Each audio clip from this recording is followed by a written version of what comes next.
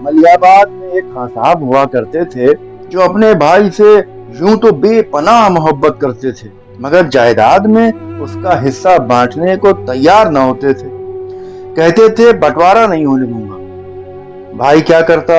اس نے بٹوارے کا مقدمہ عدالت میں داخل کر دیا۔ مقدمہ سادہ سا بٹوارے کا تھا۔ جج کو فیصلہ کرنے میں کوئی دشواری نہیں ہوئی اور آدھا آدھا بٹوارا جائیداد کا دونوں میں کر دیا۔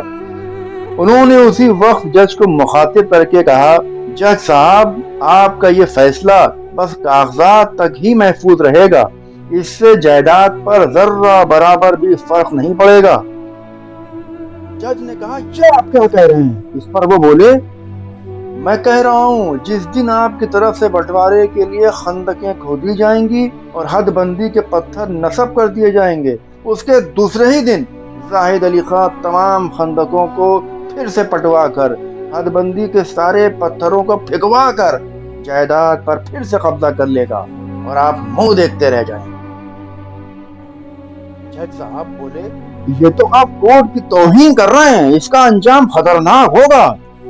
وہ بولے، کچھ نہیں ہوگا، قبضہ تو زاہد علی خان کا ہی رہے گا۔ جج صاحب شریف آدمی تھے اور پٹھانوں کے مزاج سے واقف بھی تھے۔ انہوں نے کہا، اپنے الفاظ واپس لیجئے، جس پر انہوں نے کہا، یہ کام زنخوں کا ہے۔ پھر مجبور ہو کر جج نے ان کو 3 مہینے کی سزا سنا دی۔ انہوں نے کہا، بہت خوب، منظور ہے، مگر میرے ملازم چنو جو کہ میرے پیچھے کھڑا ہے اس کو بھی 3 مہینے کی سزا دے دیجئے۔ جیل میں میرا حقہ کون بھرے گا؟ جج کو ہنسی آ گئی۔ وہ بولے، جو شخص جرم نہ کرے اسے کیسے سزا دی جا سکتی ہے؟ زاہد خان بولے، جج صاحب، جرم میں بھلا کہاں دیر لگتی ہے؟ اور اپنے نوکر کو حکم دیا، ابے چنو، کھول دے پیجامہ اور کر دے پیشاب۔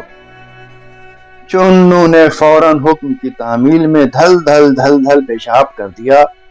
اس کو بھی 3 مہینے کی سزا ہو گئی اور وہ اس کو ساتھ لیے جیل چلے گئے۔ اب جیل کی سنیے۔ وہاں دوسرے دن صبح کو رول کال کے وقت جیلر نے آواز لگائی، زاہد علی حاضر ہے؟ اس پر وہ بولے، اے جاہل جیلر، زاہد علی تشریف رکھتے ہیں کہ پکار لگاؤ؟ ہم کوئی چوری چکاری میں جیل نہیں آئے ہیں، ہم انتظاماً بھیجے گئے ہیں۔ جیلر شریف آدمی تھا، ان کی پھٹکار سنی اور عمر کا خیال کر کے چپ ہو گیا۔ پھر جب وہ جیل کاٹ کر نکلے تو سیدھے ملیح آباد پہنچے، بٹوارے کے تمام آثار مٹا کر سب پر پھر قابض ہو گئے۔ ایسے ایسے لوگ بھی